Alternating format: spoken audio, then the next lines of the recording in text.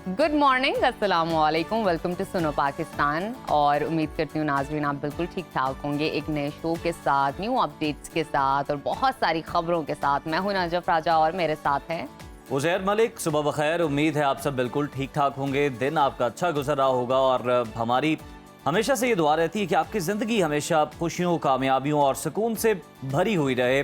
तो आज का शो ना सिर्फ मालूमात का ख़जाना है बल्कि दिलचस्पी और तफरीह के साथ साथ कुछ ऐसी बातें भी होंगी जो आपको सोचने पर मजबूर कर देंगी। सबसे पहले मौसम की बात होगी कि मानसून बारिशों का ये सिलसिला कब तक जारी रहने वाला है। इसके साथ साथ आलमी मंजरनामे पर नजर डालेंगे। चीन ने भारत पर आबी बम गिरा दिया है और वही भारत जो पाकिस्तान को पानी बंद करने की धमकियां देता रहा है, अब खुद क्यों तिल मिला रहा है जब खुद पर बीतने लगी है। इस पर एक जामे और मुदल्लल तज्जिया भी हासिल करेंगे। आपको मिलवाएंगे कराची के एक फर्स्ट शनास और मिसाली पुलिस ऑफिसर से जो सुबह में डीआईजी और शाम में स्टॉल मैन के रूप में नजर आते हैं। और इसके साथ साथ बात होगी यूएई के गोल्डन वीज़ा के हवाले से उन पाकिस्तानियों की जो एक बड़ी मुश्किल में फंस चुके हैं। आखिर ये मामला है क्या, हकाइक आपके सामने रखेंगे। अगर आप बारिश से और नमी से परेशान हैं, क्योंकि घरों में आप जैसे कि जानते हैं नमी की वजह से कॉकरोच और चूंटियाँ, मक्खियाँ, दीमक बहुत ज़्यादा हो जाती है, तो परेशान होने की ज़रूरत नहीं, क्योंकि आज हम आपकी ये परेशानी ख़त्म करने वाले हैं।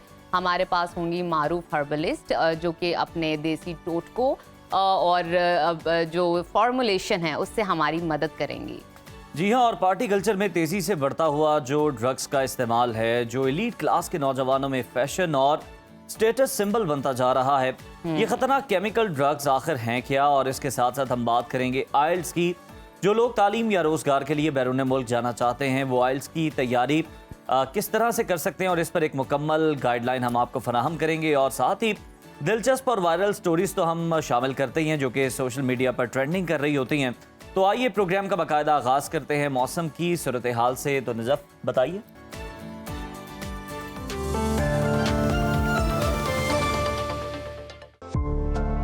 मुल्क भर में मानसून का चौथा स्पेल शुरू हो गया है। बेशतर अजला में मूसलाधार बारिशों का सिलसिला जारी है। महकमा मौसमियात ने 25 जुलाई तक कश्मीर, खैबर पख्तूनख्वा, इस्लामाबाद, पंजाब और गिलगित बल्तिस्तान में मूसलाधार बारिशों की पेशगोई कर दी है। मुख्तलिफ शहरों में मौसम की क्या सूरत हाल है, आइए जानते हैं। सबसे पहले जिक्र करते हैं गिलगित बल्तिस्तान का, जहां मतला जुज़वी अबर आलूद रहेगा। गिलगित में आज ज्यादा से ज्यादा दर्जा हरारत 23 और कम से कम 17 डिग्री रहने का इम्कान है। स्कर्दू की जानिब चलते हैं, वहां पर पारा ज्यादा से ज्यादा 21 और कम से कम 13 डिग्री रहने की तवक्को है। महकमा मौसमियात के मुताबिक आइंदा 24 घंटों के दौरान गिलगित बल्तिस्तान में बारिश मुतवक्के है। नजर डालते हैं आज़ाद कश्मीर के मौसम पर, जहां अक्सर इलाके बादलों की लपेट में रहेंगे। दारुल हुकूमत मुजफ्फराबाद में ज्यादा से ज्यादा दर्जा हरारत 30 और कम से कम 23 डिग्री रहने का इम्कान है। श्रीनगर की जानिब चलते हैं, वहां पर पारा ज्यादा से ज्यादा 29 और कम से कम 26 डिग्री रहने की तवक्को है। महकमा मौसमियात ने आइंदा 24 घंटों के दौरान बारिश की पेशगोई की है। और अब आपके साथ शेयर करते हैं खैबर पख्तूनख्वा का मौसम। सूबे के बेशतर इलाकों में बादलों का बसेरा रहेगा। फूलों के शहर पेशावर में आज ज्यादा से ज्यादा पारा 34 और कम से कम 26 डिग्री रहने की तवक्को है। सवात की जानिब चलते हैं, जिसको पाकिस्तान का स्विट्जरलैंड कहते हैं। वहां पर ज्यादा से ज्यादा पारा 31 और कम से कम 15 डिग्री रहने का इम्कान है। महकमा मौसमियात के मुताबिक आइंदा 24 घंटों के दौरान बालाई खैबर पख्तूनख्वा में तेज हवाओं के साथ बारिश मुतवक्के है। और अब जिक्र करते हैं सुबह पंजाब के मौसम का। सूबे के बेशतर अजला में मतला जुज़वी अबर आलूद रहेगा। लाहौर का दर्जा हरारत आज ज्यादा से ज्यादा 32 और कम से कम 26 डिग्री रहने का इम्कान है। वफाकी दारुल हुकूमत इस्लामाबाद की जानिब चलते हैं, वहां पर पारा ज्यादा से ज्यादा 30 और कम से कम 24 डिग्री रहने की तवक्को है। मुल्तान की तरफ रुख करते हैं, वहां पर टेम्परेचर आज ज्यादा से ज्यादा 40 और कम से कम 29 डिग्री रहने का इम्कान है। महकमा मौसमियात ने आइंदा 24 घंटों के दौरान पंजाब के अक्सर इलाकों में बारिश का इम्कान जाहिर किया है। और अब रुख करते हैं सुबह बलूचिस्तान के मौसम की जानिब, जहां अक्सर इलाकों में मौसम गर्म और मरतूब रहेगा। कोयटा का दर्जा हरारत आज ज्यादा से ज्यादा 36 और कम से कम 21 डिग्री रहने का इम्कान है। महकमा मौसमियात के मुताबिक आइंदा 24 घंटों के दौरान शुमाल मशरकी और जनूबी बलूचिस्तान में बारिश का इम्कान है। और आखिर में हमेशा की तरह तस्करा करते हैं सुबह सिंध के मौसम का, जहां बेशतर अजला में मौसम गर्म और मरतूब रहेगा। कराची का दर्जा हरारत आज ज्यादा से ज्यादा 33 और कम से कम 29 डिग्री रहने का इम्कान है। हैदराबाद की जानिब चलते हैं, वहां पर मूसलाधार बारिश के बाद ज्यादा से ज्यादा पारा 37 और कम से कम 28 डिग्री रहने की तवक्को है। महकमा मौसमियात के मुताबिक आइंदा 24 घंटों के दौरान कराची, ठट्टा और हैदराबाद में तेज हवाओं और गरज चमक के साथ बारिश हो सकती है।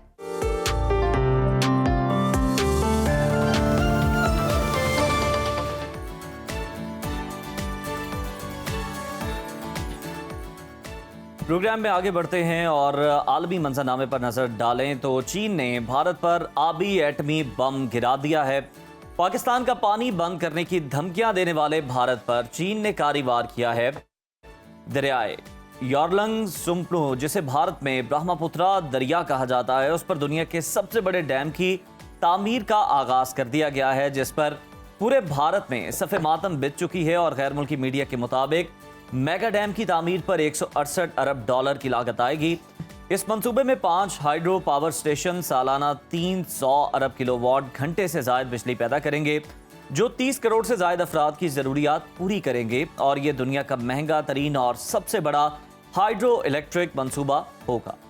दरियाए ब्रह्मपुत्रा पर डैम बनाने से भारत और बांग्लादेश दोनों मुल्कों में पानी की मुमकिना किल्लत और माहौलियाती असरात के खदशात पैदा हो सकते हैं, जिससे अरुणाचल प्रदेश समेत 2 भारतीय रियासतों और बांग्लादेश के मुतलका इलाकों की आबादी नकल मकानी पर मजबूर हो सकती है। खुदा की कुदरत देखें कि भारत जो कल तक पाकिस्तान का पानी बंद करने की धमकियां दे रहा था, वो आज खुद आलमी ताकत के आबी शिकंजे में आ चुका है। भारत की अगर बात करें तो वो इस मंसूबे से शदीद खौफजदा है और गोदी मीडिया वावेला मचा रहा है कि चीन इस डैम के जरिए दरिया के बहाव का रुख मोड़ सकता है और पानी को बतौर हथियार इस्तेमाल भी कर सकता है। डैम की तामीर को इश्तियाल अंगेजी करार दिया जा रहा है, मगर जब भारत खुद सिंतास मुआहदे को नजरअंदाज करेगा तो दूसरों से असूल पसंदी की तवक्को फिर आखिर क्यों कर रहा है। हालांकि इस दरिया पर अभी तक चीन, भारत और बांग्लादेश के दरमियान पानी की कोई बाकायदा मुआहदा मौजूद ही नहीं है। इसी तमाम तर सूरत हाल पर बात करते हैं हमें ज्वाइन किया है दिफाई तज्जियाकार major general retired Zahid Mahmood sahab ने। गुड मॉर्निंग जाहिद साहब, वेलकम टू सुनो पाकिस्तान। जनरल साहब, चीन ने दरियाए ब्रह्मपुत्रा पर दुनिया के सबसे बड़े डैम की तामीर का काम शुरू कर दिया है। भारत पर बज़ाहिर एक आबी बम जो है वो गिर चुका है। इस इक़दाम को आप स्ट्रेटेजिक, माहौलियाती और इलाकाई तनाजुर में किस नज़र से देखते हैं?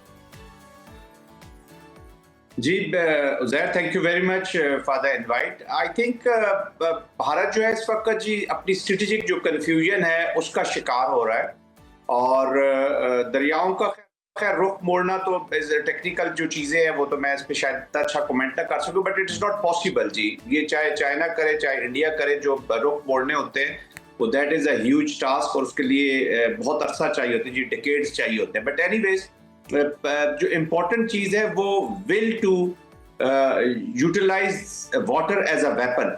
भारत पहला मुल्क है जिसने पानी को हथियार के तौर पर इस्तेमाल किया है। भारत एक ऐसा, जब मैं कहता हूँ स्ट्रेटेजिकली कंफ्यूज्ड है, कि वो हर चीज को वेपनाइज कर रहा है जी। वो पानी को वेपनाइज कर रहा है, वो ह्यूमन राइट्स को वेपनाइज कर रहा है, वो माइनॉरिटीज के राइट्स को वेपनाइज कर रहा है, वो हर चीज के साथ स्टेक्स और फ्रिक्शन क्रिएट कर रहा है।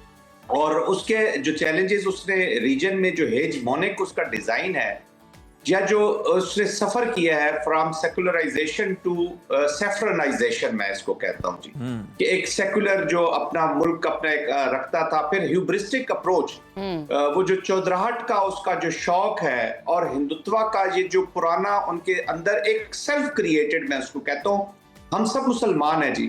पाकिस्तान के अंदर भी हिंदू बसते हैं, वो हमारे भाइयों की तरह है। सिंध में आप चले जाएं तो we have very good relationship. मेरे अपने कुछ हिंदू दोस्त हैं जी, हमारे फैमिली टर्म्स हैं उनके साथ बहुत ज्यादा, they are like part of my family जी। इसी तरह यहाँ पर तो कोई मुसलमान जो है वो किसी माइनॉरिटी के साथ नफरत नहीं रख सकता जी।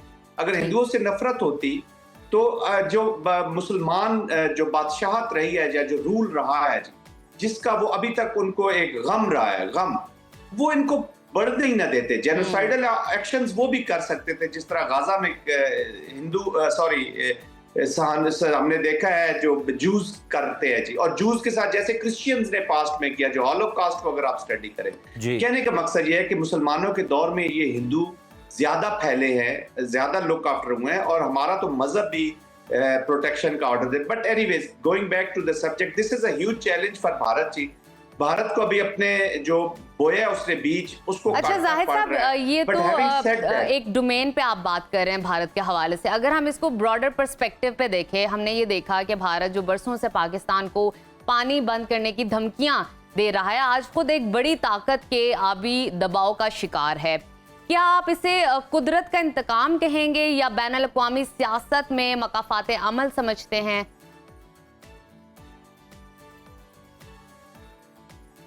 देखिए नजफ, माय अपॉलॉजीज, मैं आपका पूरा क्वेश्चन सुन नहीं सका, but I have understood what you are saying. इसको कुदरत के इंतकाम क्या समझे जी? भारत करने रोल क्या अपनाया है, पहले उसको देखिए। ये भारत अपने जो कहते हैं ना, चाइना जो है वो किसी के साथ फ्रिक्शन या जंग में नहीं जाना चाहता। वो उनकी एक स्ट्रेटजी है जी, देयर अप्रोच इज डिफरेंट। वो इकोनॉमिक कोऑपरेशन करना चाहता है, इकोनॉमिकली पहले एक ऐसे मकाम पे जाना चाहता है जहां पे वो अपने पॉलिटिकल ऑब्जेक्टिव इफ नीडेड, मैं रिपीट करता हूँ, वो अपने पॉलिटिकल ऑब्जेक्टिव अगर जरूरत पड़े तो फिर मिलिट्री को एज ए इंस्ट्रूमेंट इस्तेमाल करेगा। जबकि दूसरी तरफ भारत कर क्या रहा है?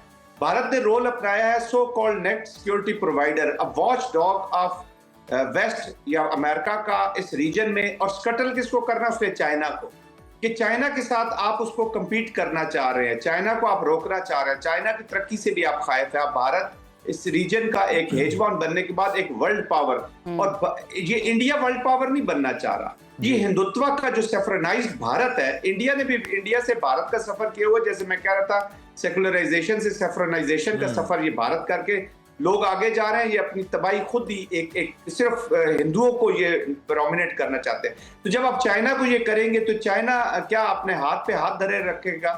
पाकिस्तान जैसा मुल्क, चाइना जैसा मुल्क, ये डिफाइंस वाले मुल्क है जी, ये किसी की इजारादारी को कायम नहीं करते। हाँ, अच्छे रिलेशनशिप करे, जो कॉन्फ्लिक्ट्स है उनको उनकी रेजोल्यूशन करे, तो पूरा खित्ता जो है वो तरक्की करेगा। लेकिन Bharat has become a destabiliser in the region जी।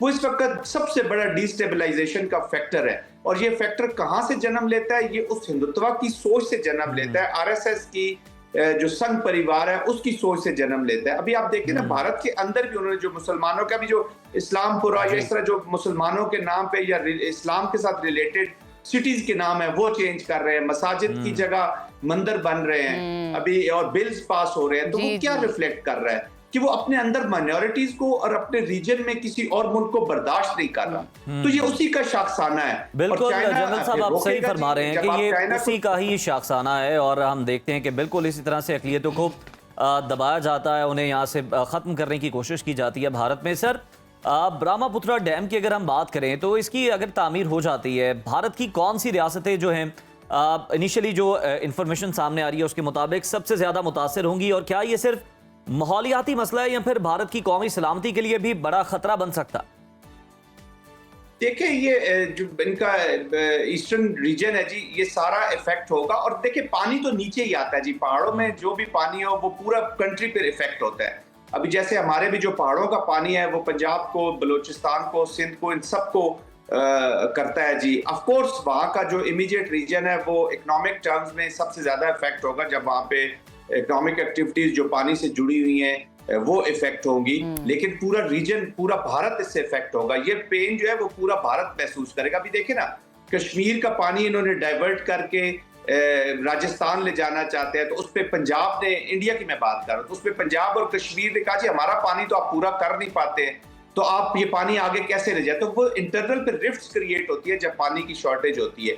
और ये जो रिफ्ट होती है वो विद इन द कंट्री भी, विद इन द स्टेट, वो कहते हैं ना, जो आप उगाएंगे वो आपको खुद काटना भी पड़ेगा। ये जो अभी नजफ थोड़ी देर पहले कह रहे थे कि ये कुदरत का इंतकाम है, तो ये भारत वही, they are licking their own wounds.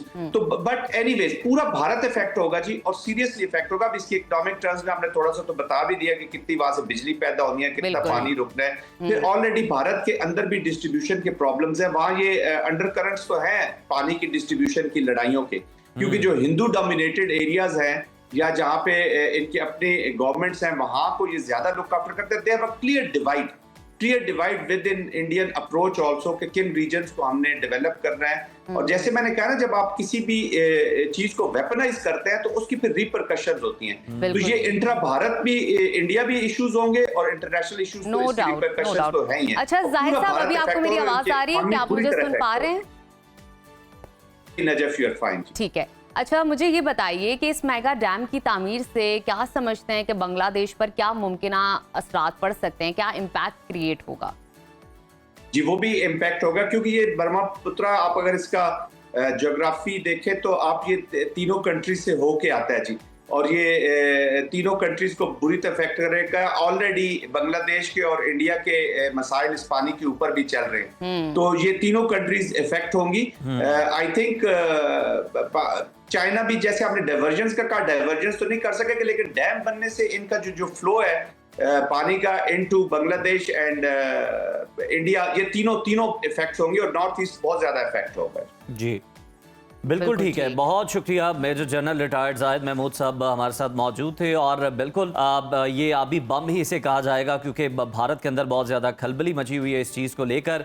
लेकिन अब देखें, भारत की अगर खुद बात करें तो सिंध ताश मुआहदे की तो वो हमेशा से खिलाफ वर्जी करता है। तो अब वो चीन को किस तरह से रोक सकता है यहाँ पर इस दरिया पर डैम बनाने के लिए? और साथ ही साथ यहाँ पर तो हम देखते हैं कोई मुआहदा भी मौजूद नहीं है, तो इसे फिर कारमा कहा जाए या फिर आप इसे मकाफात अमल कह लें, या फिर जो कहते हैं ना कि अगर आप किसी के लिए गड़ा खोद रहे हैं ना तो फिर दो खोदें, एक अपने लिए भी खोदें, अपने लिए और एक उनके लिए। और इसके साथ साथ ये भी देखना है कि वाटर वॉर का जो कॉन्सेप्ट है कि तीसरी वर्ल्ड वॉर पानी पर होगी, उसका क्या पर्सपेक्टिव मजीद निकलता है। तो अभी वक्त हुआ नाजरीन एक छोटी सी ब्रेक, आपने कहीं नहीं जाना, देखते रहिए सुनो पाकिस्तान।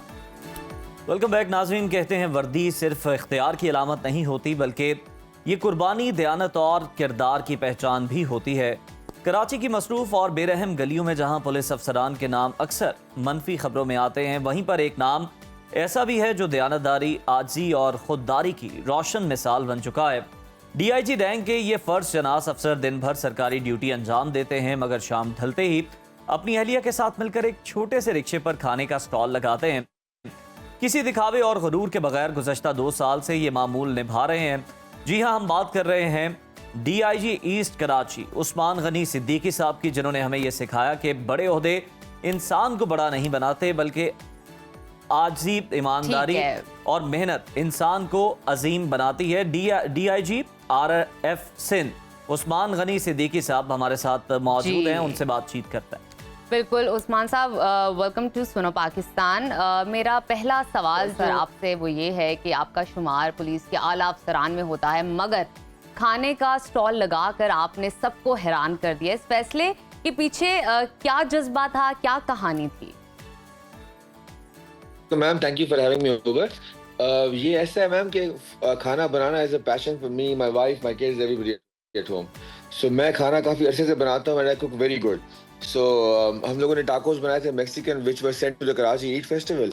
वहाँ पे उन्होंने हमें स्टॉल दे दिया, and amongst 120 stalls our stall out perform everybody else. तो उसके बाद हमारे पास इतने ऑर्डर्स आने लगे कि जी आप हमें खाना कहाँ से मिल सकता है, कैसे मिल सकता है, but we only had set up that stall, तो वहाँ पे उसको जगह नहीं थी इस तरह खाना दे सकें। उसके बाद हमारे पास केटरिंग के ऑर्डर आना शुरू हो गए, तो catering was easy, so we started doing catering. Catering के बाद फिर हमें डिलीवरी के ऑर्डर आना शुरू हो गए। उसके बाद वी थॉट कि we open up a restaurant, लेकिन उसकी इन्वेस्टमेंट भी काफी थी और उसको ना मतलब चलाने के लिए भी आपको पूरा डेडिकेटेड चाहिए होता है कि आप खुद भी वहाँ पे खड़े हो। So we thought of this mobile rickshaw. यहाँ पे फूड कार्ट्स बहुत चल रहे हैं DHM में आजकल, तो we thought will just open up a food cart. तो ये डिजाइन किया हम लोगों ने रिक्शा के ऊपर। ये कस्टम डिजाइन किचन है हमारा, जो हमारे काम आता है। खाना सारा हमारे घर में बनता है, all the ingredients are imported, some are local but all made at home. और वहाँ से जो है ये कार्ट में जाता है, और कार्ट जो है वो DHM में 2-3 जगह पे खड़ा होता है इटसेल्फ। बहुत ज़बरदस्त उस्मान साहब, यानी होममेड चीज़ें हैं, और हम ये कह सकते हैं कि आपके कस्टमर्स की फरमाइश पर आपने ये काम जो है शुरू किया बाकायदा तौर पर। सर कभी दिल में ये ख्याल आया कि लोग क्या कहेंगे कि यूनिफॉर्म पे इतने ज़्यादा रैंक्स हैं और इतने ज़्यादा स्टार्स हैं, और इतना बड़ा अफसर हो के ये जेब नहीं देता शायद ओहदे को कि इस तरह का स्टॉल लगाया जाए? कभी दिल में इस तरह की बात आई या आपको लगा कि लोग इस तरह से कुछ सोच रहे हैं? सर मेरे दिल में सही कोई बात कभी नहीं आती, क्योंकि जबरदस्त। जो मेरा शौक है मैं करना चाहता हूँ, उसमें कोई बुरी बात नहीं है। तो it's something that I am very passionate about. खाना खिलाना, लोगों को खाना बनाना is a passion for me, so I don't care about this thing. और जो कुछ लोगों ने मुझे कहा जरूर है ये यार ये मुनासिब नहीं है, ये नहीं है। मैंने कहा जी जो हमारे बाकी हमारे माशरे में और मसाइल हैं, जो हमारे और अफसरान करते हैं, वो आपको मुनासिब लगता है? ओ जबरदस्त वाह। आंसर। मैं कर रहा हूँ अपने लिए, वो आपको मुनासिब नहीं लगता। हाँ, मुझे एक चीज से बॉदर होता है कि मेरे बाबा जो है वो एक दफा आके हमारे स्टॉल पर खड़े हो गए थे एंड मैंने देखा नहीं था उनको। मैंने 5 मिनट के बाद देखा उनको, तो जस्ट ऑब्जर्विंग मी। तो मुझे बोलता है बेटा your chairman anti corruption at this point, this doesn't suit you that you do this. तो आई टोल्ड हिम, मैंने कहा बाबा मैंने नौकरी आप ही कहने पे सीएसएस पास किया था, ये मैं अपने दिल से करता हूँ, तो please don't argue on this. क्या बात। देन ही टोल्ड मी कि एक काम करो, तुम्हारी जो बेटी है ना उसको यहाँ पे मत लेके आया करो। मैंने कहा ठीक है जी, ये बात मैं आपकी मान लेता हूँ। So she would come here, so that is that. But बाकी लोगों का अच्छा क्या उस्मान opinion है, that साहब, doesn't matter to आप me. पुलिस के एक बड़े मसरूफ शोबे से आपका ताल्लुक है और जाहिर बात है जो आपका काम है उसमें थकावट, दबाव और एक डिफरेंट चैलेंजेस आप पूरा दिन फेस करते होंगे डेफिनेटली। और शाम में इस तरह का काम जिसमें आप अपना इंटरेस्ट शो कर रहे हैं, पैशन है, डिटर्मिनेशन है और अपने शौक से कर रहे हैं, आजकल के नौजवानों को क्या पैगाम देना चाहेंगे जो कि कहीं ना कहीं हर काम को हद तक के इज्जत समझते हैं कि भाई हम ये काम कर नहीं सकते, कैसे करेंगे, सोसाइटी है, पीयर प्रेशर है, सोसाइटल प्रेशर है, क्या कहेंगे उनके लिए, क्या पैगाम देंगे? देखिए मैम, मैं जो सुबह की पुलिस की नौकरी करता हूँ वो भी मेरा शौक है। I do it with all my heart, otherwise आप ये नौकरी नहीं कर सकते। It's a very tough job, right? And ये जो शाम का काम है, this is also a passion for me. I love cooking, I love being in the kitchen, I love feeding people. और सोसाइटी के लिए मैसेज ये है कि देखें, जो आपको जिस चीज का शौक है, हमारे पास माशरे में ये हो गया है कि कोई सरकारी नौकरी भले छोटी भी हो, लोग उसके पीछे भागते फिरते हैं and they are willing to do anything to get a small government job also, like constable job के पैसे देने के तैयार हो जाते हैं। लेकिन मेरा ख्याल है कि ये मुनासिब बात नहीं है। लोग नौकरियां करके तरक्की नहीं करते हैं। आप दुनिया में जहां पे भी देखेंगे, No doubt. जो लोग बड़े बिजनेसमैन No होते हैं, जो लोग वेल्थ बनाते हैं, Yes. They do it by doing their own business and business that they are passionate about. अगर आप उस बारे में पैशनेट नहीं होंगे, अगर आपका दिल नहीं चाह रहा होगा वो काम करने का, तो आप अधूरे दिल से, या मतलब दिल बगैर दिल लगाए हुए वो काम कर तो लेंगे, लेकिन उस काम का आउटपुट इतना अच्छा नहीं होगा। सो मेरी नौजवान नस्ल को यही मशवरा है कि सरकारी नौकरियों के पीछे भागना छोड़ दीजिए। सब लोग सरकारी नौकरियों में नहीं आ सकते हैं, and you will get more pleasure and more satisfaction from doing something जो आपको अच्छा भी लगता है, जो आपको करना भी आता है। भले वो छोटा हो बड़ा हो, इससे कोई फर्क नहीं पड़ता। हर बड़ा काम जो है छोटे से स्टार्ट होता है। बिल्कुल उस्मान साहब, जिस तरह से आपने कहा कि ये काम आपका पैशन है और पैशन के लिए आप ये काम कर रहे हैं, तो ये हमें बता दें कि आपकी अहलिया भी साथ आपकी होती हैं। जरा दिल से बताएं कि ज्यादा अच्छा खाना कौन बनाता है, किसके हाथ में ज्यादा टेस्ट है, आपके या आपकी अहलिया के हाथों में?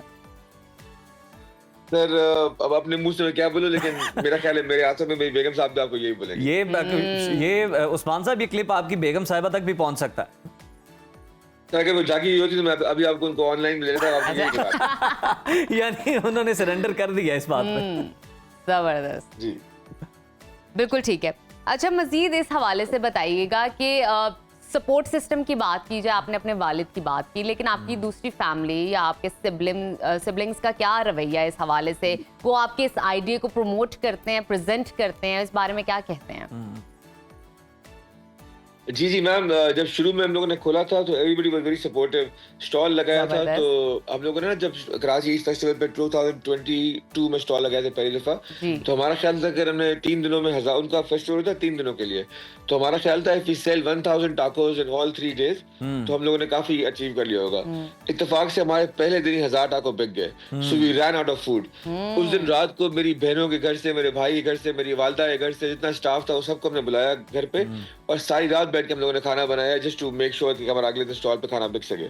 So everybody is very supportive. मेरी बहन आती है, मेरी बेगम साहब की बहनें आती हैं, उनकी वालदा आती हैं, मेरी वालदा आती हैं, and we have everybody's blessing in this. इसमें कोई वो नहीं है, बिल्कुल एवरीबॉडी सपोर्टिव अराउंड। बिल्कुल ठीक है, सारे सपोर्ट करते हैं। बहुत शुक्रिया उस्मान साहब, बेस्ट विशेस। आप इसी तरह से अच्छा काम करते रहें, लोगों को अच्छा होममेड फूड खिलाते रहें, और लोग इसको बहुत एंजॉय भी कर रहे हैं, पसंद भी कर रहे हैं, और आपको बड़ा अप्रिशिएट भी कर रहे हैं इस काम को लेकर। तो बहुत शुक्रिया सुनो पाकिस्तान को वक्त देने के लिए, हमें ज्वाइन करने के लिए। नाज़रीन, एक और अहम खबर आपके साथ यहाँ पर शामिल कर लेते हैं जो कि मोबाइल फोन से रिलेटेड है। की है, जो लोग आईफोन लवर हैं उनके लिए एक बहुत इंटरेस्टिंग न्यूज़ है। और आपको बताते हैं, अब तक मुतादिद कंपनीज ने फोल्डेबल फ़ोन तैयार कर लिए, लेकिन एप्पल ने नहीं किया था, और अब एप्पल भी फोल्डेबल फ़ोन लेकर आ रहा है जो कि 2026 में मुतारिफ किया जाएगा। रिपोर्ट्स के मुताबिक ये फ़ोन का जो स्टाइल है वो डिस्प्ले किताब की तरह होगा, खुलेगा जैसे बुक खुलती है।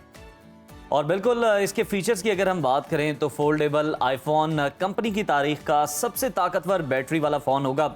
आईफोन वालों से हमेशा बैटरी की शिकायत तो रहती है, लेकिन इस फ़ोन के अंदर 5000 से लेकर 5500 mAh बैटरी, जबकि फ़ोन का डिस्प्ले 7.9 से लेकर 8.3 इंच तक बड़ा हो सकता है। और ये फ़ोन लचकदार और अगर हम देखें LED डिस्प्ले से लैस होगा। इसके अंदर नया ताकतवर प्रोसेसर, जबकि कैमरा सिस्टम भी बड़ा बेहतरीन होगा। आईफोन की मुमकिना कीमत के बारे में अगर बात की जाए तो ये एप्पल का जो फ़ोन है काफ़ी महंगा होगा और चीन में इस फ़ोन की जो कीमत है 15,000 युआन होगी, जो कि $2019 बनती है, जबकि दीगर ममालिक में ये कीमत इससे भी ज़्यादा हो सकती है। तो आप इंतज़ार में रहिए, इंशाल्लाह बहुत जल्द यूनिक स्टाइल के साथ और यूनिक एप्लीकेशन के साथ ये फ़ोन आ रहा है। और लोग आपको पता है ये फोल्डेबल फ़ोन जो हैं वो बड़ा पसंद करते हैं कुछ लोग जो हैं वो, और हमें इससे पहले सैमसंग के फ़ोन जो हैं वो यूज़ करना पड़ते थे इसके लिए, लेकिन अब आईफोन ने भी जनाब इस खला को पुर करने का और अपनी जो कस्टमर्स हैं उनकी जो डिमांड है उसको सेटिस्फाई करने की कोशिश की। और जो हम आपको फुटेज दिखा रहे हैं जो कि आप हमारी स्क्रीन पर देख सकते हैं, ये एक रेफरेंस फुटेज है। ये एप्पल का जो आईफोन आएगा वो सेम इस तरह का नहीं होगा, एक रेफरेंस के तौर पर हम आपको फुटेज दिखा रहे हैं। तो खैर जब वो ये बाकायदा कंपनी की जानिब से लॉन्च कर दिया जाएगा भी आएगी तो वो भी हम आपके साथ जरूर शेयर करेंगे। और अभी आप हमें दें जरा थोड़े से देर के लिए वक्त दे दें, हम आपस में कोई बातचीत कर लें, तय कर लें अब आगे हमने क्या करना है। लेकिन आपने कहीं नहीं जाना, ब्रेक लेके आपने हमारे साथ रहना। आइए। वेलकम बैक टू सुनो पाकिस्तान। नाजरीन, अब आगे बढ़ते हैं प्रोग्राम में और एक ऐसे खतरनाक कल्चर की बात करते हैं जो बढ़ते शहरों में खतरनाक हद तक फैलता जा रहा है। इस पार्टी कल्चर में जो है डिजाइनर ड्रग के इस्तेमाल का रुझान तेजी से बढ़ रहा है, जो एलीट क्लास के नौजवानों में फैशन और स्टेटस सिंबल बनता जा रहा है। डिजाइनर ड्रग रवायती नशा आवर अशिया से बिल्कुल मुख्तलिफ होता है, क्योंकि इन्हें इस कदर चालाकी से और जदीद केमिकल फार्मूलेशन के साथ तैयार किया जाता है जो कि खून के टेस्ट में बिल्कुल नहीं पकड़ा जा सकता। जदीद और कीमियाई तौर पर तैयार करदा डिज़ाइनर ड्रग्स वक्ती तौर पर तो जहन पर खुशी, तवानाई और खुद एतमादी का एक मस्तूई सा एहसास पैदा करती हैं, लेकिन दर हकीकत ये दिमागी तवाज़ुन को बिगाड़ने, शख्सियत को मस्ख करने और नौजवानों की फैसला साजी की सलाहियत को मुकम्मल तौर पर तबाह करने का जरिया बन रही है।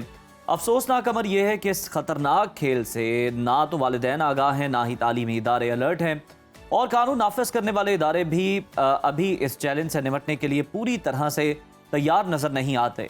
ये डिज़ाइनर ड्रग्स दरअसल हैं क्या?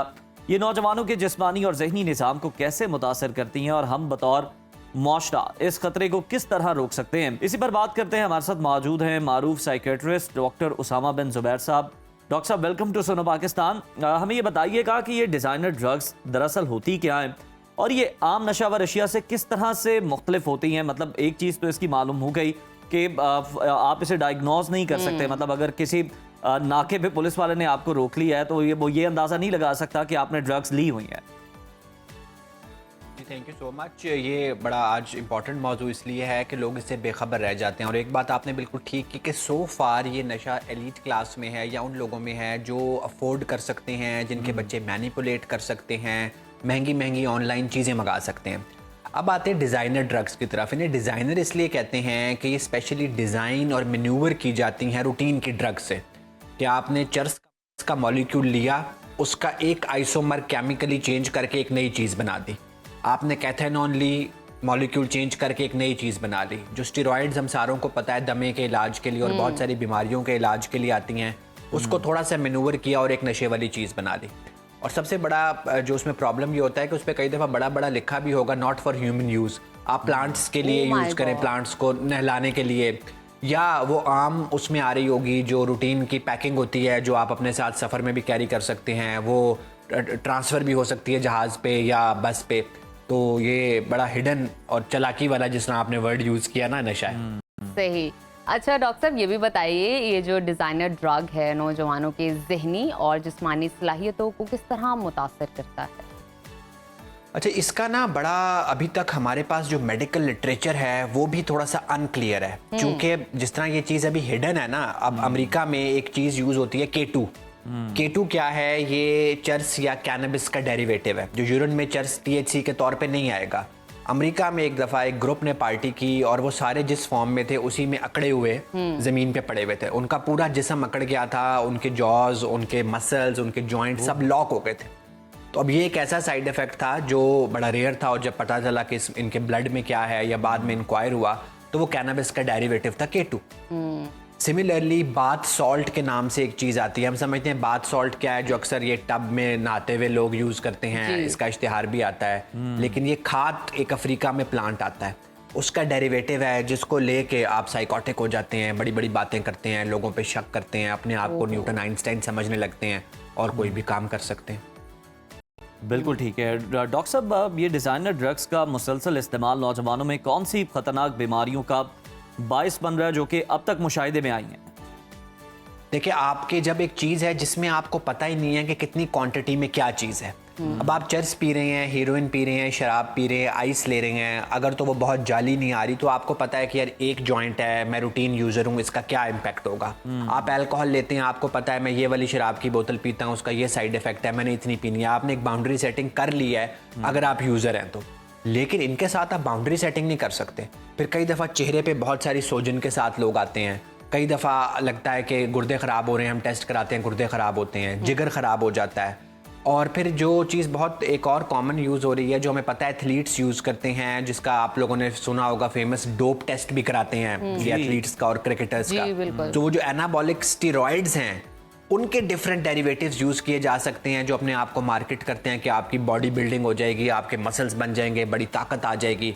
और उनको यूज़ करके मेरे पास अभी भी एक पेशेंट दाखिल है जो दुबई से डिपोर्ट हुआ है, जो उनको यूज़ करके साइकोटिक हो गया था और उसने गॉड फॉरबिड व नबूवत का दावा कर दिया, ब्लास्फेमस बातें की, उधर पुलिस वालों को चपेड़े मारी और उधर से वो डिपोर्ट हुआ। पता लगा कि उसने ये जो प्री वर्कआउट या एनाबॉलिक स्टीरॉइड्स हैं ये यूज़ की हैं। अच्छा डॉक्टर साहब, ये जो डिज़ाइनर ड्रग है, वो अफराद, वो नौजवान जो इसको इस्तेमाल करते हैं, किस तरह उनकी फैमिली या उनके सराउंड में रहने वाले लोग या उनके दोस्त अहबाब किस तरह पहचान सकते हैं? वो कौन सी इलामात हैं, वो कौन से सिम्टम्स हैं, या कहा जाए बिहेवियर चेंजेस हैं जो इन अफराद में रूनुमा होता है कि साथ बैठा आदमी इजीली पहचान सके कि इसने कुछ ड्रग लिया है ख़तरनाक?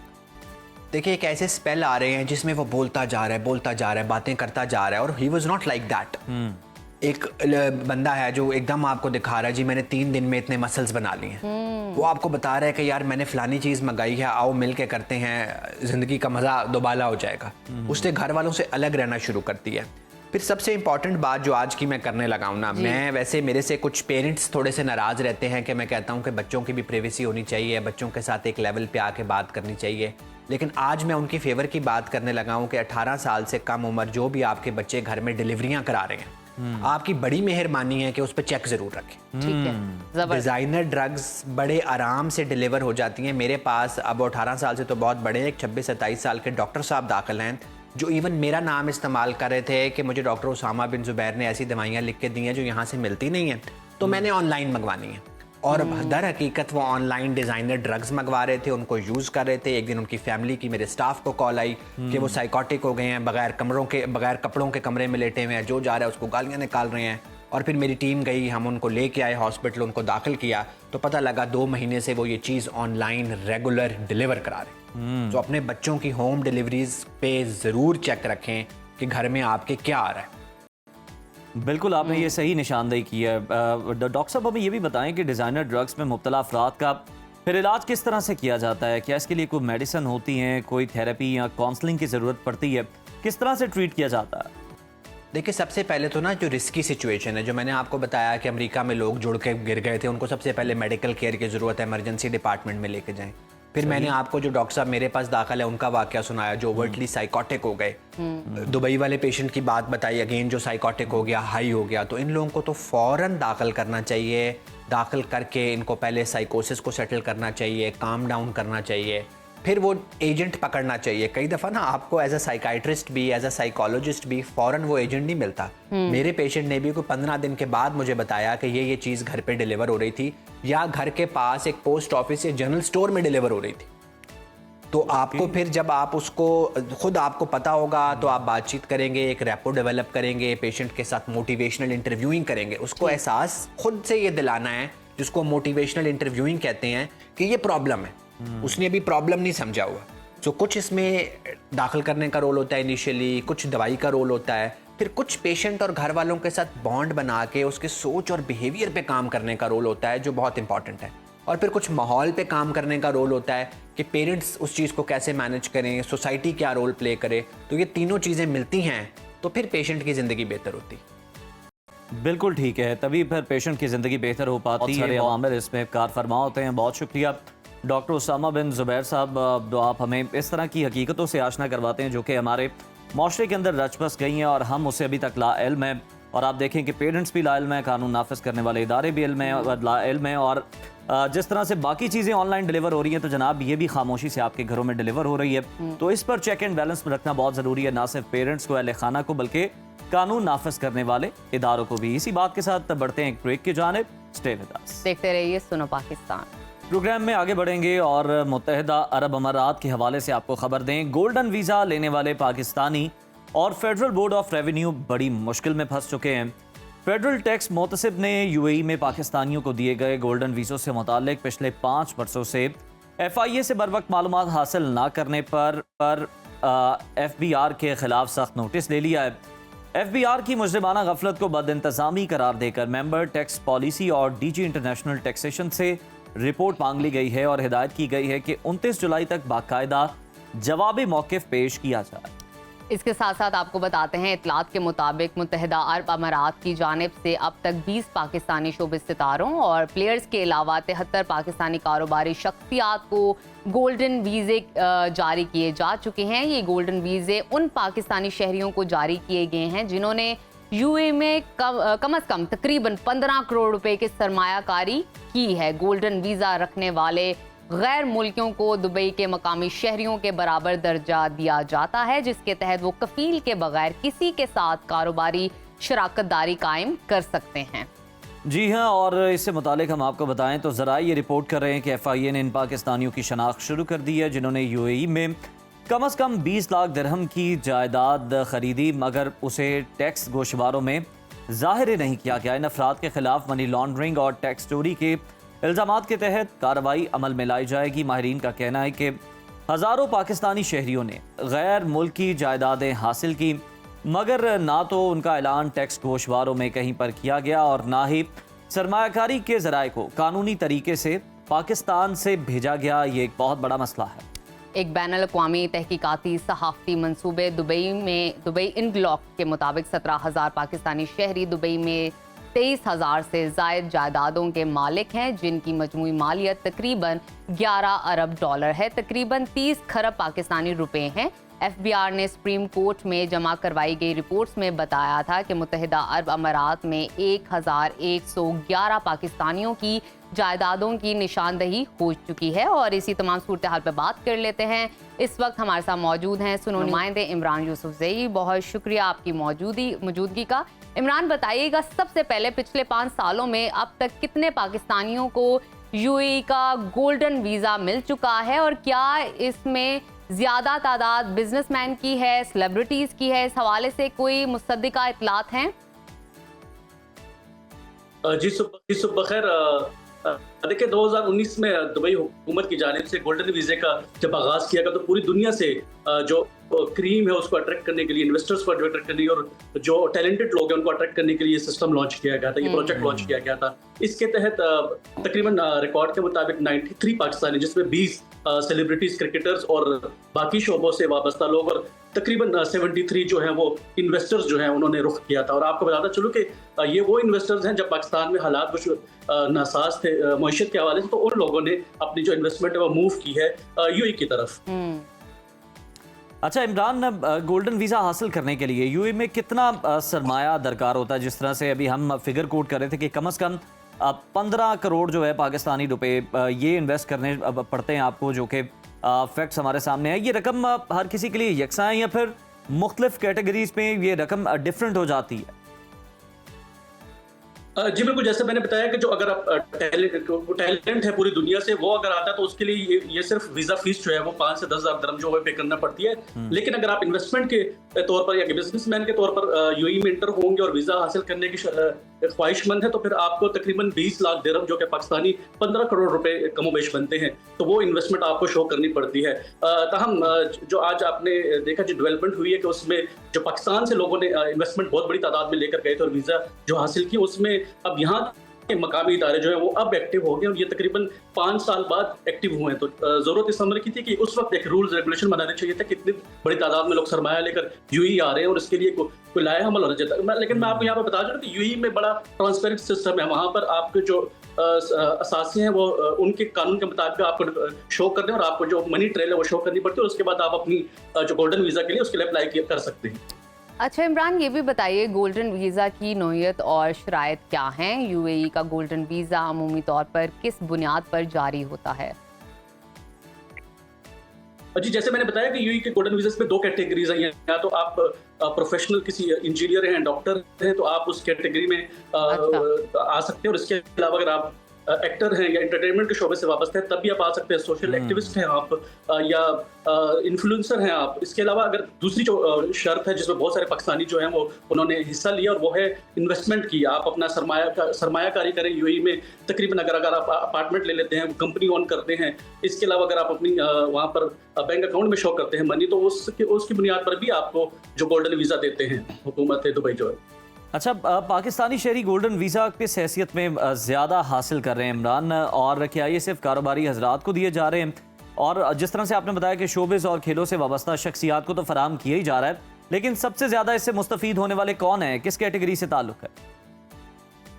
जी, जैसे मैंने आपको बताया कि पाकिस्तान में जब माशी हालात पिछले गुज़श्ता 2-2.5 साल से अच्छे नहीं थे, तो बहुत सारे इन्वेस्टर जो है, और ख़ासतौर पर अगर मैं यहाँ बताऊं कि प्रॉपर्टी के हवाले से जो लोग हैं, बहुत बड़े प्रॉपर्टी टाइकून्स हैं और उनके साथ रिलेटेड जो लोग थे, उन्होंने बहुत बड़ी तादाद में यूएई में मूव हुए और यहाँ पर यूएई में बहुत सारे प्रोजेक्ट स्टार्ट हुए थे। तमाम जो प्रॉपर्टी वाले लोग थे और उनके साथ साथ बाकी लोग जो है मूव हुए और उन्होंने अपना सरमाया जो यहाँ से लेकर दुबई जो कि नियरेस्ट थी और जो कि वीज़ों के हवाले से भी नियरेस्ट, और वहाँ पर 5 से 10 साल का जो वीज़ा है वो अब दे रहे हैं पाकिस्तानियों को और तमाम वो लोग जो इन्वेस्टमेंट कर रहे हैं। तो यकीनी तौर पर इसमें ज़्यादा तादाद जो है वो 73 फिगर जो बताई जा रही है इन्वेस्टर्स की है, और जो 20 लोग हैं वो पाकिस्तानी शोबिस स्टार हैं या क्रिकेटर हैं, उन्होंने वीज़े लिए हैं। अच्छा, ये भी बताइएगा, क्या गोल्डन वीज़ा रखने वाले शख्स कानूनी तौर पर दुबई में मकामी शहरियों के मसावी हकूक उनको मिलते हैं? किस तरह प्रॉपर सिटीजनशिप वाले हकूक दिए जाते हैं? इस पर ज़रा तफसीलात दीजिएगा।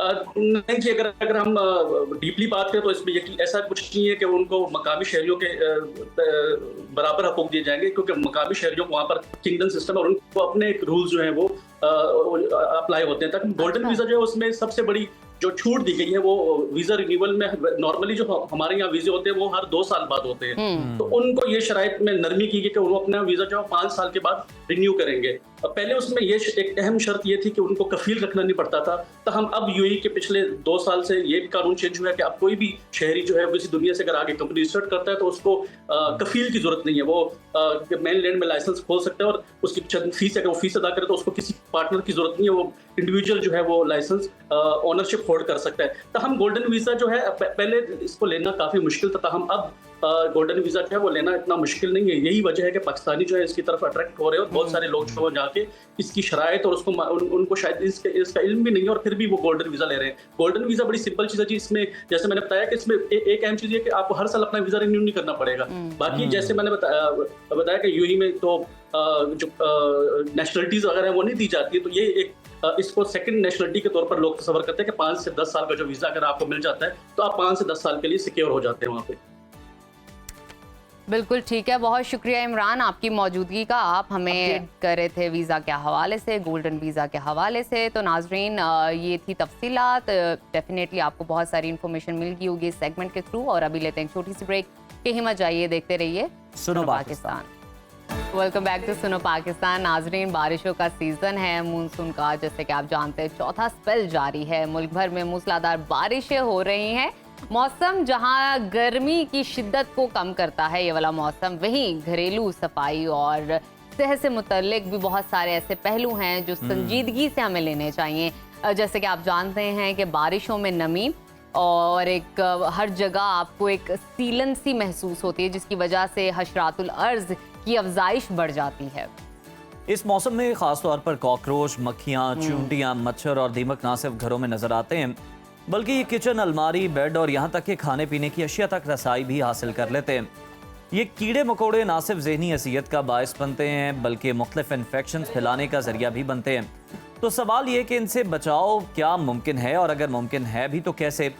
क्या हमें महंगी स्प्रे और केमिकल पर ही इन्हिसार करना होगा, या घरेलू और कुदरती तरीकों से भी इनका सद्देबाब किया जा सकता है? और इसी पर बात करने के लिए हमेशा की तरह हमारे साथ हैं मारूफ हर्बलिस्ट नईमा आपा।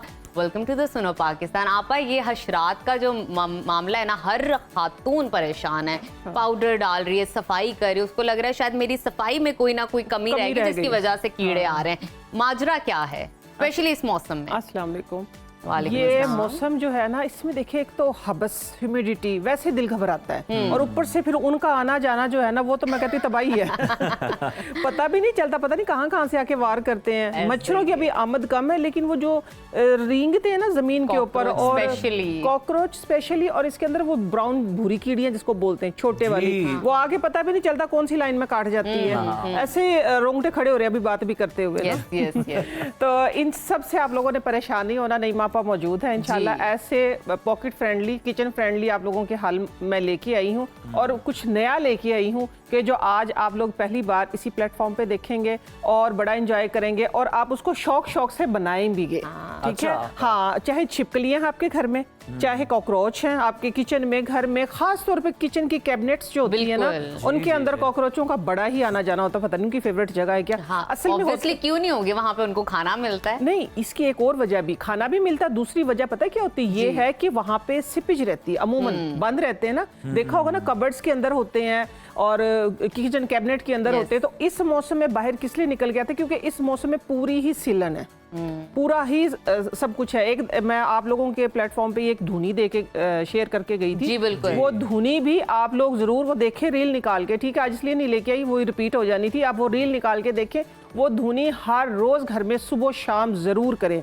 उसकी वजह पता है क्या है? कि घर से बीमारियां, कीड़े मकोड़े, हर चीज का खात्मा होगा। पतंगे ये नए नए जो आते हैं, और साथ में अपने बीमारियां लेके आते हैं। मैं कहती हूँ सबसे ज्यादा इस मौसम में ना, एक तो वैसे दिल घबरा रहा होता है, ऊपर से पसीना आ रहा होता है, पसीने की वजह से फिर कहीं ना कहीं काट, तो फिर नहीं जान छोड़ती, यकीन जाने मक्खियां बैठती हैं। अभी मेरे स्टूडियो में एक मक्खी पता नहीं कहाँ से ड्यूरिंग लाइव मेरे आंख पे बैठ रही है। चलिए पहले हम करते हैं मक्खियों का इलाज। जी, मक्खी है, चूंटियां हैं आपके घर में, कीड़े मकोड़े कुछ भी। हाँ, अच्छा, एक बात मैं आप लोगों को सबको बता दूं कि मेरी वीडियो जो है वो पूरी देखा करे। अक्सर अब मैं ये बात कहने लगी क्योंकि मैं खुद भूल जाती हूँ कि ये है कि मेरी पूरी वीडियो में कहीं ना मेरे जहन में अचानक टोटके आते हैं। अच्छा। और मैं शेयर करना चाहती हूँ। खास तौर पे देखो, कीड़ियों का जिक्र आ गया अब, क्योंकि हम सबको मारने जा रहे हैं। लेकिन एक बात अच्छी है, सदका जारिया के तौर पे मैं आप लोगों के साथ सबके साथ शेयर करूंगी। जहाँ पे ज्यादा चूंटियां निकलती है ना, जहाँ पे ज्यादा मकोड़े निकलते हैं, वहाँ कोशिश किया करे शक्कर या 1 चम्मच सादा खाने वाला आटा डाल दिया करे उनके बिल के ऊपर। ये बहुत बड़ा सदका जारिया है, और इंशाल्लाह रिज़्क की कमी नहीं आएगी। और ये आजमूदा है, बिल्कुल ये आजमूदा। 1 चम्मच आटा मांगती है बस, वो चाहे ढेर हो, 1 चम्मच आटा मांगती है वो, उधर बिल के ऊपर डाल दें। और मैं कहती हूँ कि देखना वो फौरन से गायब भी हो जाएंगी, और इंशाल्लाह रिज़्क की कमी अपना हिस्सा उन्हें करीब ही मिल गया ना, करीब वो लेके चली जाएंगी, हमने मुहैया कर दिया। ठीक है, हाँ। अच्छा ठीक है, आज हम पहले बात करेंगे स्प्रे की, जो आप लोगों ने पूरे घर में करना है। ये साथ साथ मैं बताती चलूं कि ये मक्खियां हैं चाहे मच्छर हैं, हम घर में जो मोप लगाते हैं साथ में हम फिनाइल डालते हैं। फिनाइल पता किस लिए डालते हैं? सादा फिनाइल डालो ना, वाइट वाला, वो बिल्कुल भी नहीं जाएंगी, वो जाती है खुशबू से। आप परफ्यूम लगा के बैठे, दूर दूर मंडलाएंगे, मच्छर भी है चाहे मक्खी, वो बहुत मक्खी जरा ढीठ है, वो कहीं ना कहीं से फिर अपना दाल लगा लेती। लेकिन जो मच्छर है ना, वो और इस तरह की चीजें नहीं आती खुशबू से। असल में मोप जो हम लगाते हैं, जो पुचारा लगाते हैं, उसके अंदर हम खुशबू डाल दें। ठीक है, जो बाहर से लेके आते हैं। आज हम वो घर में ही बनाएंगे। हाँ, जो हम बाहर से खरीदते हैं, कुछ भी नहीं करना आप लोगों ने। उसके अंदर बिस्मिल्लाहिर्रहमानिर्रहीम, हर काम शुरू करने से पहले बिस्मिल्लाह पढ़े। ये देखिए, हमने लेना है इसके अंदर सादा ये पानी है। ठीक है, आप लोगों ने बड़ी बोतल बना के रख लेनी है। ठीक है, बड़ी बोतल के हिसाब से मैं बताऊंगी। सबको पता है डेटॉल डालते हैं हम, ये अभी तक की चीज़ें आप लोगों को पता होंगी। ये देखो फ़ौरन से ये कलर चेंज कर लेता है। ठीक है, डेटॉल डाल दिया। डेटॉल के साथ हमने जो चीज़ डालनी है मोस्ट इम्पोर्टेंट है। मीठा सोडा बताते हैं, लेकिन मीठा सोडा जो है मुझे कोई इतना कोई खातिर खा फायदा नहीं हुआ जितना कि मुझे नमक का हुआ है। अच्छा, सादा हाँ, नमक। सादा नमक, ठीक है। आम सादा नमक जो हमारे किचन में होता है, ठीक है। बस इसको ना जरा सा, वैसे भी मैं हाथ पे निकाल के दिखाऊंगी, जब आप अपने घर में पुचारा लगवाते हैं ना तो ज्यादा सारा नमक उसके ऊपर डलवाया करें। ये तो बहुत ही आजमूदा कि मक्खियां वहां नहीं आएंगी। सबसे ढीठ जो है मक्खी है, मक्खियां वहां नहीं आएंगी, बेचारे मच्छर मुच्छर बांध जाते हैं, ठीक है, धुएं शुएं से। ये हमने ज्यादा सारा इसके अंदर ये डाल लेना है। ओके, हो गया? सही। हाँ, ये डाल लिया। ये आपका शावर भी बनेगा, आपने शावर भी करना है इसका। और साथ में आपने करना ये है कि थोड़ी सी लौंगे खुशबू के लिए। खुशबू के लिए। एग्जैक्टली, वो देखो इंटेलिजेंट है, वो समझ गया फौरन से।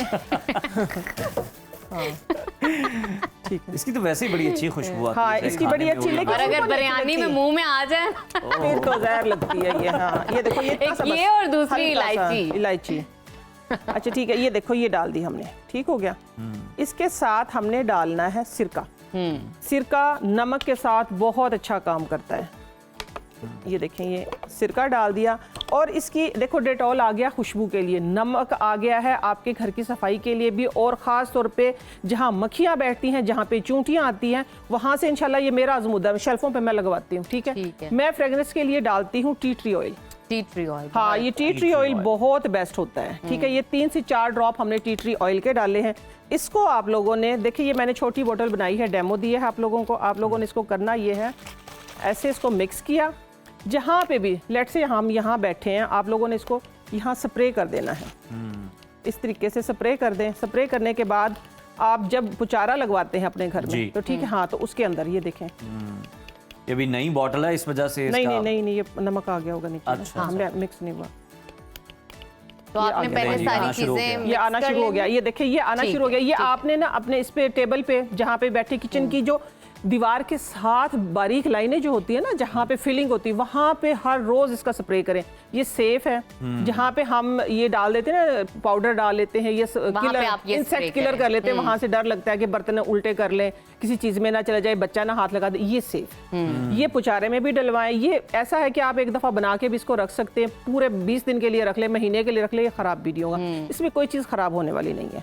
अब बनेगा, अभी देखिए, अब हमने उनको मार दिया, अब जरा उनका डिफरेंट हम काम करने लगे हैं। नजफ, आप आओगी इधर मेरे जी पास? जरूर मैं आऊंगी। मैं यही सोच रही थी कि मैं जाऊं या ना जाऊं, उसी के बीच में कश्मकश में लो। फंस के ही लाई। आज नजफ से जरा ना सिलाई कढ़ाई करवाएंगे हम, इसमें धागा डालो। ठीक होगी। हाँ, छिपकलियां जो हैं खास तौर पे। अल्लाह इज्जत रखना, डर जाए।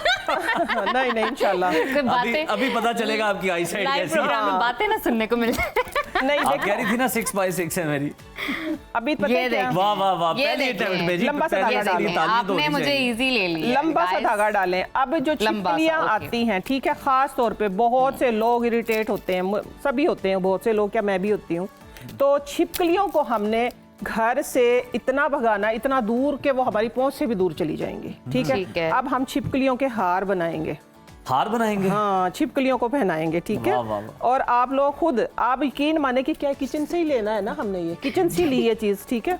हाँ, बस ठीक है, सुगड़। इतना सुगड़।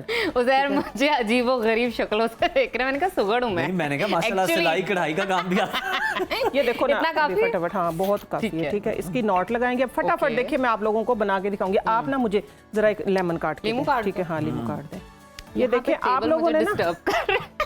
आप लोगों ने करना ये है, ये जिस तरीके से मैं कर रही हूँ, इसी तरीके से ठीक। ये इस तरह लंबी प्याजें यूं डालें। Okay, okay. ठीक हो गया। दे दो जल्दी से दे दो। टाइम आप लोगों का बहुत ही शॉर्ट होता है ना, इसलिए। ये साथ में आप लोगों ने डालना है एक लेमन। चले, शायद आपको कोई मेरी भी जरूरत पड़ जाए, आपका मैं भी आप मुझे वाह कर दें। शाम वो कवाली के पीछे नहीं होते मैं साथ बात। टेबल पे हल्का हल्का यूं ना कर दूं। अच्छा देखिए, ये देखें, बड़ा ही मजे का। आप यकीन ये माने देखें। ना, तो स्मेल आएगी बिल्कुल जी। भी। खास तौर पे छिपकलियां जो है, सॉरी, उठाइएगा जरा, It's okay। आपका काम ये आ गया। कुकिंग में हो जाता है। उज़ैर ये काम आपके हैं। चले, आप मुझे कैश करवाएंगे, मैं जरा देखूं। लेकिन लगना जाए। नहीं नहीं लगता, उज़ैर ने आप कहा, करवा मेरा- सकते हैं। मेरी जरूरत पड़ जाएगी, तो ये देखिए, उज़ैर की ये यहाँ जरूरत पे पड़ आ गई। गया, हम इसको यहाँ ठीक प्लेस है। कर लेते हैं। ठीक है, ये देखिए। क्रिकेट खेलते रहे हैं हम भी भाई। अच्छा, मैं अब बात को इधर देखें, आपको मैंने बना के दिखाना था, बस बस नजफ। नजफ, आप बहुत अच्छा काट रही हैं। ठीक है। हाँ, मैं काटती अच्छा, बड़ा ये देखें, ये बन गया है। देखिए हम शरारतें करते हैं। ये क्या देखें। बात है आपा, मुझे आप बारबेक्यू की याद ये आपने दिला रही हैं। हाँ, आपा ये जो शीश ताव बनाते हैं ना बार बार है ना? Exactly. ये शीश वो उसके अंदर ताव लगाते जो हैं ये हमने ये चीजें। बनाया, ये आप लोगों ने लगा। अब उसको क्या कहते हैं, छिपकलियों को पहनाना कैसे? पहनाना नहीं है, जहां से आपके घर की एंट्रेंस हो, जहां से आपकी किचन की एंट्रेंस हो, या जहां पे छिपकलियां ज्यादा हो, जी। तो वहां पे आपने इसको हैंग कर देना है किसी भी कील के साथ किसी या भी कील दरवाजे के साथ। और साथ में देखिए ये सीक्रेट, अभी मैंने प्याज काटी है, मैंने प्याज इसके अंदर प्रोई है पूरी और काट के इधर भी रखी। आप लोगों को स्मेल आई है? नहीं आई ना? नहीं, उसकी बिल्कुल खास वजह ये है कि अक्सर आप लोगों ने देखा होगा जब प्याज काटते हैं ना तो वो साथ में आगे एक प्याज लगा लेते, लेकिन हम ये थे कि हम जब प्याज काटते थे आगे प्याज का एक पीस लगा लेते, वो सारी उसकी जो जलन होती है ना वो सारी अपने अंदर सक कर लेता है। अब मैंने इसके अंदर डाला है धागा, तो देखो अब आप लोगों के सामने लाइव किसी को फील नहीं हुआ कि यहाँ प्याज कटी बिल्कुल है। ऐसा ही। तो ये ऐसे है कि मैंने धागे के अंदर कोई भी चीज अगर आप प्याज के साथ आलू का पीस लगा ले छुरी के आगे, या अच्छा। प्याज का पीस लगा ले, वो सारा जो अंटीना कैच ये कर तो लेता है उसके आपा सारे। आपने एक और बड़ा अच्छा नुस्खा दिया, मतलब जहाँ पे हाँ। प्याज कट रहा हो ना सबकी आइए। आंखों से पानी आ नहीं रहा आई होता है, ना, जज्बाती हाँ। हुए हैं लोग, बिला जज्बाती बजा हुए के। में बिला वजह अच्छा, के। इसमें कुछ मिर्चें भी ऐड कर सकते हैं हम? नहीं, मिर्ची की जरूरत यही ही दो वो नहीं। आप चीजें। खास अमल कर। अभी खास अमल करना। अगर कोई ऐसे अच्छा आपस में मुझे बात बताओ कर जाए कि टाइम है 2-4 मिनट का? तो जी आपा आपके लिए वक्त ही वक्त है। Thank you. देखें आज फिर आज आप हमने स्पेशल आपके लिए डिजाइन की है सेगमेंट। देखिएगा और फिर। नाजरीन आपके लिए स्पेशली इतने सारे डीएम्स आ रहे थे कीड़ों के हवाले अब से, ये तरीका कॉकरोचेस के देख ले हवाले मेरा ना, से। ये बड़ा तरीका यूनिक देख तरीका है लें। ये वैसे प्याज देखें, काटने ये प्याज हमने निकाल दी है, ठीक हो गया अंदर से। अभी। हाँ, ठीक इसका है। एक जादू अब हम करेंगे। बिस्मिल्लाहिर्रहमानिर्रहीम। बिना लेबोरेटरी के ही तजर्बे हो रहे हैं आप बिना लेबोरेटरी के। अब देखिएगा ये एक नई चीज बनने जा रही है, आप लोग घर में सब बना सकते हैं, ठीक है? जबरदस्त। ये सरसों का तेल है, ये प्याज को मैंने अंदर से खाली कर लिया है, होल है ये, ठीक है? बिस्मिल्लाहिर्रहमान। आप लोगों के सामने अभी जादू होने वाला है, ठीक अरे है? वाह। ये मैंने इधर रख दिया है, ठीक हो गया। और साथ में ये है कॉटन। कुछ कुछ समझ गए होंगे। ये कोई ठीक है? दिया तो नहीं? हाँ, दिया बनने लगा है? दिया बनने लगा है, दिया बनने लगा है, ठीक है? दिन में दिए ओके, जलेंगे अब तो। हाँ। अब दिन में दिए जलेंगे वो, क्योंकि समझते हैं कि हम सिर्फ रात में ही कर सकते ला, हैं मैं जो जलाऊं? जी हाँ मैं बिल्कुल। जलाती भी बहुत अच्छा हूँ। आप जलाती बहुत अच्छा है। ये अच्छी बात नहीं हो। चलें जी, अभी देखिए देखें। अच्छा आपकी खूबियां पता चल रही है। वाह वेरी गुड। बिस्मिल्लाहिर्रहमानिर्रहीम। हाँ हाँ, जलाओ जलाओ। नहीं नहीं, नहीं, देखिए इसमें मैं आपको एक तरीका बताता हूँ। एसी की हवा आ रही है। जो हर वक्त लाइटर लूटर जलाते हो ना, आप लोगों को सही तजर्बा होगा, और लेकिन हमें भी बड़ा जी, जल तजर्बा गया आपसे जलाने का। नजर? जी जी, बिल्कुल जल गया। मैं जलाऊं और जले ना। ओहो ये वाह। हो, सवाल ही पैदा नहीं होता। देखिए आप अपना हाथ ना जला लें कहीं। ये ये देखें जी, देखें। वाह आपा ने बनाया और नजफ ने जलाया।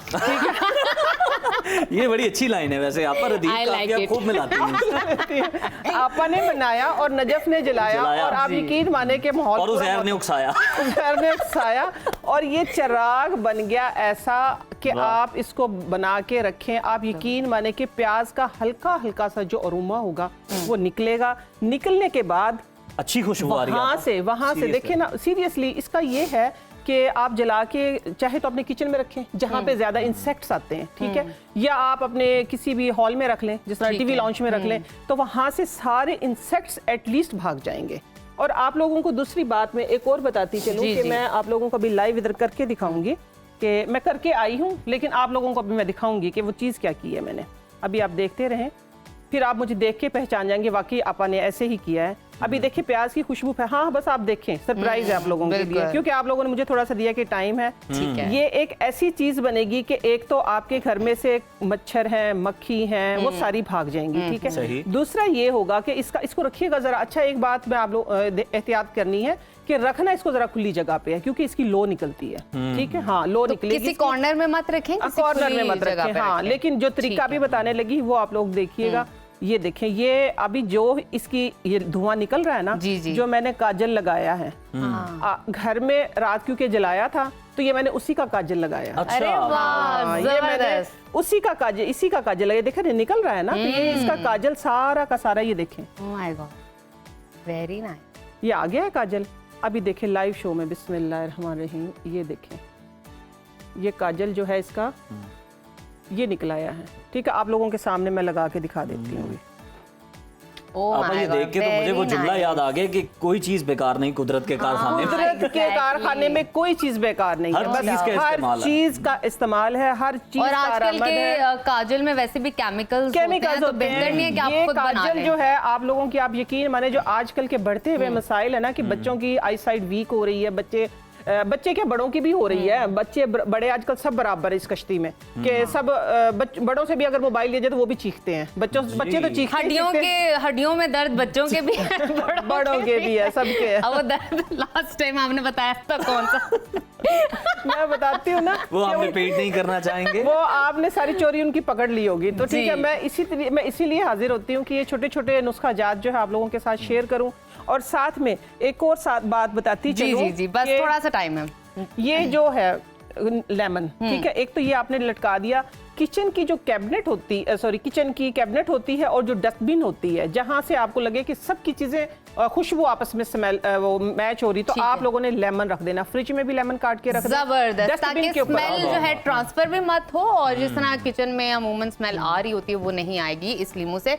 और ये जरूर आजमाइएगा, बहुत अच्छे आज आपको नुस्खे आपा ने इसी बता दिए, कुछ जलते मिस दिए नहीं के साथ हुआ। आप हमें इजाजत दें, हम लेते हैं एक छोटी सी छोटी सी ब्रेक के बाद break। दोबारा आते हैं, देखते रहिए सुनो पाकिस्तान। पाकिस्तान। बहुत शुक्रिया आपका। प्रोग्राम के सिलसिले को आगे बढ़ाते हैं और आपको बताएं कि अगर आप बैरून मुल्क जाने के ख्वाहिशमंद हैं तो फिर आपको इंटरनेशनल जॉब मार्केट में कदम रखना है, या फिर आप तालीम हासिल करने के लिए जाना चाहते हैं, तो एक इस्तेलाह आपने ज़रूर सुनी होगी, आइल्स की। आज के दौर में बैरून मुल्क तालीम, बेहतर रोजगार या फिर इमिग्रेशन का ख्वाब देखने वालों के लिए आइल्स एक नहायत अहम मरहला बन चुका है। लेकिन अक्सर लोग ये सवाल करते हैं कि आइल्स टेस्ट दरअसल है क्या, इसकी कितनी इकसाम होती हैं और इसे किस तरह पास किया जा सकता है, और क्या ये वाकई उतना मुश्किल होता है जितना सुनने में लगता है। इसके साथ साथ टॉफल जैसे दूसरे अंग्रेजी जुबान के जो टेस्ट हैं वो ज़ेरे बहस आते हैं, और इनमें और आइल्स में क्या फ़र्क है, इसी पर आज हम बात करेंगे और सारे सवालात के जवाबात ढूंढने की कोशिश करेंगे। इस वक्त हमारे साथ मौजूद हैं आइल्स एक्सपर्ट अक्सा बतूल साहिबा। वेलकम टू सुनो पाकिस्तान। अक्सा, पहले तो मैं जानना चाहूँगी आपसे कि आइल्स किन किन कंट्रीज के लिए एप्लीकेबल है, और साथ ही साथ डिफरेंट कौन से और दूसरे टेस्ट हैं जो इसके मद्दे मुकाबिल हैं? पहले नंबर पे तो मैं ये कहना चाहूँगी, there are different test that you can qualify for your studies और फॉर योर इमिग्रेशन। आइल्स है, पीटी है, टॉफल है, स्टेप है, और जो डिफरेंट टेस्ट हैं डिफरेंट कंट्रीज़ में एक्सेप्टेबल हैं। अगर मैं आइल्स की बात करूँ तो ये 11,000 प्लस यूनिवर्सिटीज़ हैं जो इसको एक्सेप्ट करती हैं। On the other side 140 plus countries हैं जो इसको एक्सेप्ट करते हैं। अगर मैं पीटी की बात करूँ तो वो भी बिल्कुल एक कह लें कि मद्दे मुकाबिल टेस्ट है। On the other side if I talk about TOEFL, तो टॉफल जो है वो सिर्फ यूएस में ज़्यादा एक्सेप्टेबल है या फिर कनाडा में ज़्यादा एक्सेप्टेबल है। और बाकी जो टेस्ट हैं जैसे स्टेम की अगर आप बात कर लेते हैं, स्टेम टेस्ट है वो HEC ने इसको रिसेंटली लॉन्च किया है। This is basically for Pakistan, specially Pakistani students. अच्छा अक्सर हमें ये बताएं कि बड़े लोग ये डिबेट कर रहे होते हैं कि आइल्स करना चाहिए, पीटी करना चाहिए। आपने सुना होगा कि आपके पास भी आते होंगे कि कौन सा आसान है, हमें वो जरा शॉर्टकट रास्ता आसान वाला बताएं। बता तो जरा ये वाकई इनमें कोई एक आसान है या दोनों इक्वली जो है वो मुश्किल है? वेल अकॉर्डिंग टू मी, जो मैंने आपके अभी लिए तो तक कोई मुश्किल नहीं। अकॉर्डिंग टू मी बेसिकली मैंने एक्सप्लोर किया है विद इन 3 years कि आइल्स जो है उसमें लर्निंग ज़्यादा है, उसका डिफ़िकल्टी लेवल थोड़ा ज़्यादा है एज़ कम्पेयर टू पीटी। लेकिन अभी अगर आप पीटी की बात करते हैं तो पहले ये था कि पीटी जो है वो बिल्कुल एक बच्चों वाला टेस्ट था। It was quite game, like similar to game, like you have to solve 20 task. आप वो टास्क करते हो तो आपका 90 में से 90 स्कोर आ रहा है, और बच्चों का बहुत अच्छा स्कोर आया, 88, सिमिलर भी 90। जवाब दे देते थे ना तो अप्रूव हो जाता बिल्कुल था। ऐसा है, कीवर्ड्स यूज कर रहे थे तो आपका जो है वो आंसर एक्सेप्ट होता था, AI चेक कर रहा था। तो अब लेकिन क्या हुआ है? अब उन्होंने उसमें जो है वो ऐड कर दिए ह्यूमन एक्सपर्टीज, और अभी 7 अगस्त को अगेन वो इसको चेंज कर रहे हैं टेस्ट को। तो बच्चे घबराए हुए हैं, परेशान हुए हुए हैं कि पता नहीं हमें क्या करना चाहिए। इवन जो बच्चे 1 महीने से तैयारी कर रहे हैं पीटी की, तो वो कह रहे हैं हम आइल्स में शिफ्ट कर जाते हैं। So this is basically what is happening among the students. लेकिन आइल्स जो है, मेरा ये कहना है और मेरा मानना है कि इसमें लर्निंग बहुत अच्छी है। अगर आप चाहते हैं कि आपकी कम्युनिकेशन बेहतर हो, आपका जो एक्यूमेन है उसको आप एक्सेल कर सकें, then you must go for IELTS. On the other side अगर आपको बहुत डिफिकल्टी है, जैसे हमारा थोड़ा सा एजुकेशनल सिस्टम है, हमारा बैकग्राउंड उस तरह से इतना अच्छा नहीं होता, क्रैमिंग सिस्टम है एंड ऑल, तो उसमें बच्चे जब आते हैं तो वो बिल्कुल ज़ीरो पे होते हैं, तो वो पीटी ऑप्ट कर सकते हैं। अच्छा, मुझे ये भी बताइए अक्सा कि आइल्स की ही मजीद बात कर लेते हैं। आइल्स में कितने ग्रुप्स हैं, कितनी कैटेगरीज हैं, और दोनों कैटेगरीज में फ़र्क क्या है, किस तरह उसको इलेबोरेट करें? ठीक है, बेसिकली आइल्स जो है वो 3 पर्पसेस के लिए यूज़ होता है। First of all academics, like IELTS academics है जो कि आपकी स्टडी के लिए अगर आपने अप्लाई करना है किसी यूनिवर्सिटी में, किसी कंट्री में, then you are going to for that particular test. On the other side अगर आपने इमिग्रेशन के लिए अप्लाई करना है या फिर आपने वर्क वीज़ा के लिए अप्लाई करना है तो फिर आप जो है वो आइल्स जर्नल ट्रेनिंग करते हैं। तो ये 2 टेस्ट हैं जिस पे आपको एक्सपर्टीज़ होनी चाहिए अकॉर्डिंग टू योर रिक्वायरमेंट। अच्छा, और ये बताएं कि तरीक़ेकार क्या होता है, मतलब आइल्स के लिए कोई स्टूडेंट आ गया आपके पास, उसे किस तरह से आप गाइड करती हैं? पीटी के लिए आ गया और कितना आपने टाइम देखा, जिस तरह से आपने बताया ना कि डिफरेंट एजुकेशनल बैकग्राउंड होता है हमारे स्टूडेंट्स का, और अंग्रेजी में जरा मसाइल पेश आते हैं बच्चों को, जरा नहीं बहुत ज्यादा पेश तो आते वैसे हैं। उर्दू में भी बड़े मसाइल आ रहे हैं बच्चों को, उर्दू की भी उनको समझ नहीं आए, बस स्लैंग लैंग्वेज का पता है, वह रोमन में लिख लेते हैं ना, वो काफी है। तो ये कितना वक्त दरकार होता है इन दोनों में? अच्छा, इसमें मेरा जो ओपिनियन है वो ये है कि there are different kind of students. एक स्टूडेंट है जिसको कुछ आता ही नहीं है, ही स्टार्टिंग फ्रॉम जीरो, तो it will take 3 months maximum. अच्छा। ऑन द अदर साइड जो इंटरमीडिएट लेवल का स्टूडेंट है और जिसकी थोड़ी सी अंग्रेजी बेहतर है, जिसको थोड़ा सा पुश किया जाए तो वो लगे कि हाँ ये कर सकता है, तो that person will take 2 months according to me, और मे बी 45 days। वो उसका भी पोटेंशियल है कि वो कितना उसको सीरियसली लेके चलता है। And the next person who is having a little bit grip on English and having the good vocabulary, तो वो जो है विद इन 2 weeks 1 week भी कर सकते हैं। अच्छा, अक्सर मुझे ये बताइए, अगर कोई पहले एग्जाम में आइल्स के नाकाम हो जाता है तो कितने टाइम इंटरवल के बाद वो वापस एग्ज़ाम दे सकता है, नंबर 1। और बहुत सारे बच्चे ऐसे हैं जो एग्ज़ाम में क्लियर कर जाते हैं, लेकिन स्पीकिंग में जब इंटरव्यू हो रहा होता है, जो उसका 4th कैटेगरी है आइल्स टेस्ट की, उसमें कहीं ना कहीं मात खा जाते हैं, तो कौन से वो स्टेप्स होंगे जो इंटरव्यू देते हुए आपको ज़रा अपने ध्यान में रखने, ताकि आप इंटरव्यू बहुत बेहतर अंदाज में क्लियर कर सकें? अच्छा, बेसिकली ये है कि पहला जो आपका क्वेश्चन था पहले उसे एड्रेस करूंगी कि आप अगर आपका रिक्वायर्ड स्कोर नहीं आता, इसमें फेलियर नहीं होता, इसमें रिक्वायर्ड स्कोर होता है। अगर आपको एजुकेशन के लिए जाना है then you need 6.5 band, B2 level जिसको बोलते हैं। अगर आपको वर्क के लिए जाना है B1 लेवल 4.5 उसको बोलते हैं, 9 में से 4.5 आपका बैंड आ जाए। और अगर आपको इमिग्रेशन के लिए अप्लाई करना है then you have to achieve 7+ band, तो ये थोड़ा सा ट्रिकी हो जाता है। ठीक है, तो ये आप अगर आपका रिक्वायर्ड स्कोर नहीं आया, अगेन अगर आप टेस्ट देना चाहते हैं you can go for test very next day. तो उनकी काफ़ी डेट्स, मल्टीपल डेट्स अवेलेबल होती हैं, तो आप जो है जब भी चाहे वो टेस्ट। किस मरहले पर ज़्यादा मुश्किलात पेश आती हैं? लिसनिंग तो मेरा ख्याल है इंग्लिश मूवीज़ देख देख के जो है ना किसी हद तक ठीक कर भी लेते हैं बच्चे।